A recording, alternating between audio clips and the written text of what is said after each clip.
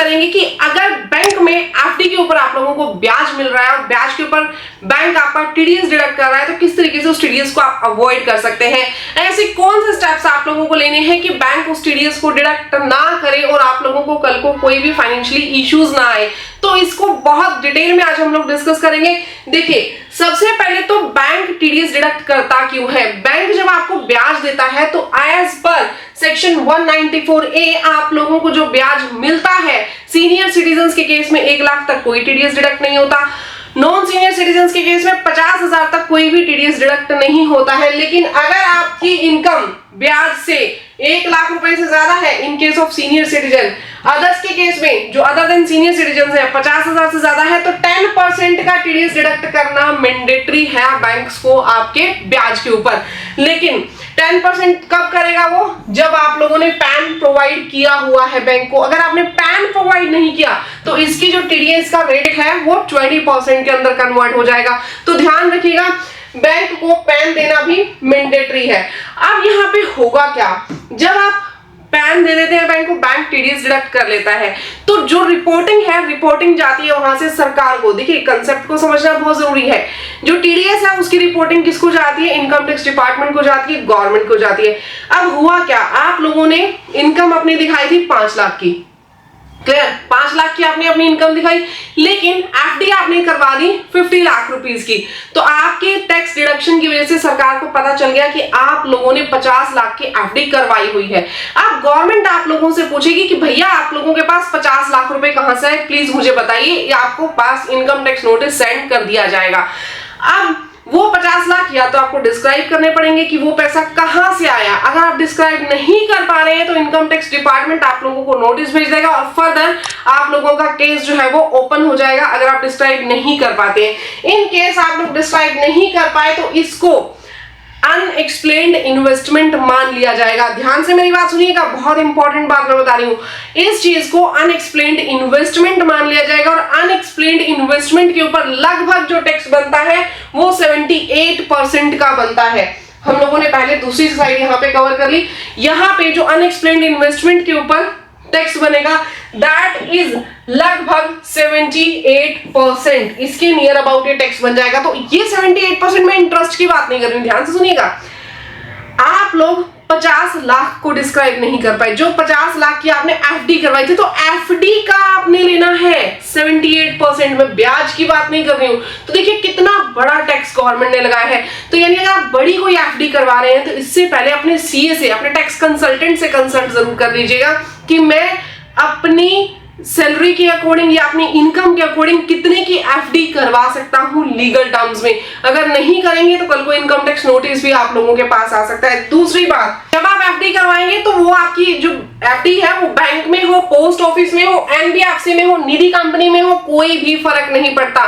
जहां पे भी आपकी एफडीज होंगी, अगर आपका ब्याज 50,000 या 1 लाख के ऊपर जाएगा तो टीडीएस डिडक्ट होगा ही होगा। साथ ही साथ आपको एसएफटी रिपोर्टिंग भी करेंगे, जो सामने वाली आपकी कंपनी है या बैंक है वो एसएफटी रिपोर्टिंग भी करेगी। अब ये एसएफटी रिपोर्टिंग मैम क्या होता है, देखिए जब मैं बात करूंगी रूल 114E की, तो रूल 114E इनकम टैक्स में क्या बोलता है, अगर आपने किसी भी एक बैंक में, किसी भी एक निधि कंपनी में, पोस्ट ऑफिस में एफडी जो है 10 लाख से ऊपर अमाउंट की करवाई है, तो वो बैंक की ड्यूटी है या उस निधि कंपनी की, एनबीएफसी की ड्यूटी है, वो इनकम टैक्स डिपार्टमेंट को इन्फॉर्म करेगी कि इसकी 10 लाख से ऊपर की एफडी हमारे यहाँ पे हुई है।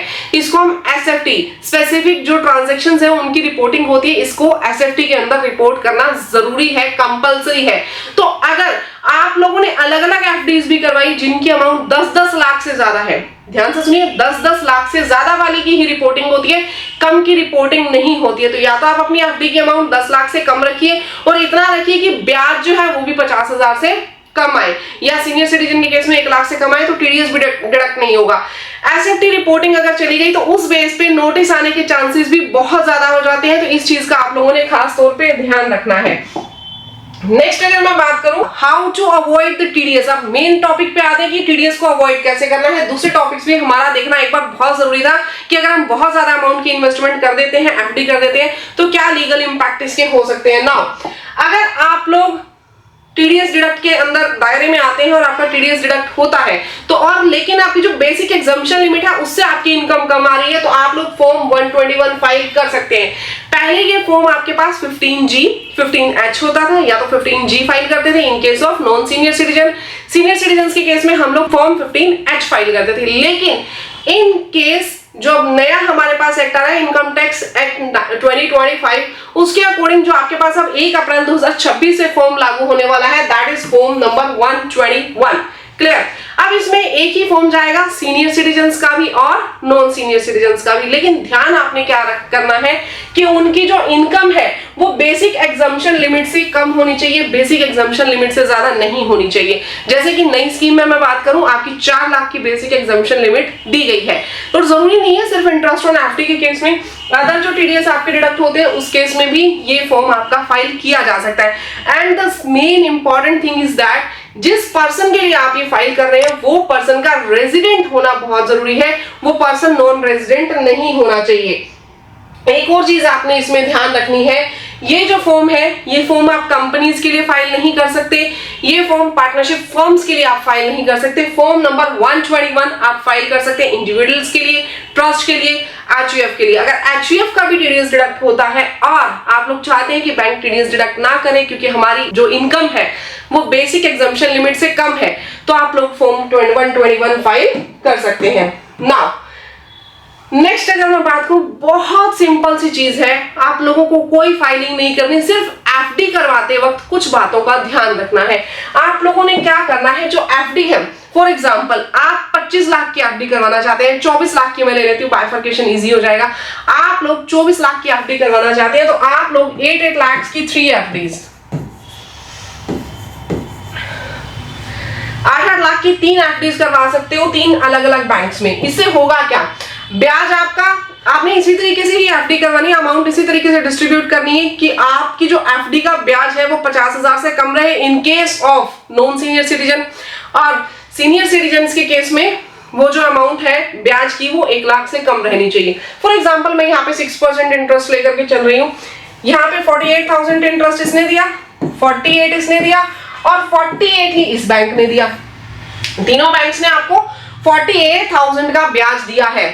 Clear everyone? अब यहाँ पे अगर मैं ब्याज की बात करूं तो ब्याज के अकॉर्डिंग ये एसएफटी में रिपोर्टिंग नहीं देगा, ये एसएफटी में रिपोर्टिंग नहीं देगा, ये एसएफटी में रिपोर्टिंग नहीं देगा, तीनों के तीनों आपके टीडीएस में नहीं काटेंगे। तीनों की अमाउंट 8 लाख से कम थी ना, तीनों की अमाउंट 10 लाख से कम थी, तो 10 लाख से कम के केस में तीनों की एसएफटी में भी रिपोर्टिंग नहीं जाएगी, तीनों की ब्याज जो है ब्याज भी कम है 50,000 से, तो टीडीएस में भी रिपोर्टिंग नहीं जाएगी। इस तरीके से आपने अपनी एफडी को शेड्यूल करना है, अलग अलग बैंक्स में करना है कि आप लोगों की एफडी ना ही टीडीएस के अंदर ब्याज के अंदर कंसिडरेशन में आए और ना ही आप लोगों की एसएफटी ट्रांजेक्शंस के अंदर आए, क्योंकि 10 लाख से हम कम अमाउंट रखेंगे। दूसरी बात मैं आपको बता दूं, यहाँ पे कुछ लोग ऐसा सोचेंगे कि एचडीएफसी बैंक जो है, ये जो एचडीएफसी बैंक है, इसी बैंक की हम 3 अलग अलग ब्रांचेस के अंदर, ध्यान से सुनिए, 3 अलग अलग ब्रांचेस के अंदर H1, H2, H3, तो तीनों ब्रांचेस के अंदर हम लोग एफडी करवा देते हैं। नहीं, ऐसा नहीं करना, तीनों बैंक्स अलग अलग होने चाहिए। क्लियर?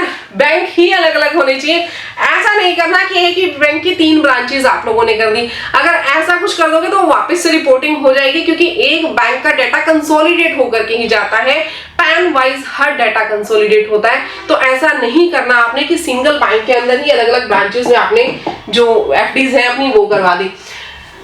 थर्ड वन, अगर आप लोग 15GH की मैं बात नहीं करूंगी, 121 फॉर्म आ गया है, 121 फॉर्म आप लोगों ने फाइल नहीं किया। एक बात और ध्यान रखना, 121 फॉर्म अभी फाइल होगा अप्रैल के अंदर, आप लोगों को starting of the financial year में ही 121 फॉर्म फाइल कर लेना है। और अगर आप लोगों ने सीखना है किस तरीके से फाइलिंग होती है, मुझे कमेंट सेक्शन में बताइएगा कि आप लोग सीखना चाहते हैं, मैं जरूर इसके ऊपर वीडियो लेकर के आऊंगी। वीडियो कैसी लगी ये भी जरूर बताइएगा। नाउ थर्ड वन, आप लोगों ने एफडी एक ही बैंक में करवा दी, क्लियर, और आप लोगों ने 121 फॉर्म भी फाइल नहीं किया, तो उसके बाद आप लोग क्या कर सकते हैं, उसके बाद लोअर टीडीएस के लिए आप लोग अप्लाई कर सकते हैं एज पर सेक्शन 197। आप लोग फॉर्म नंबर 13 आपके पास होता है, फॉर्म नंबर 13 आप लोग फाइल कर सकते हैं, और फॉर्म नंबर 13 फाइल करने के बाद आप लोगों का टीडीएस जो है वो कम रेट पे कैलकुलेट किया जाएगा।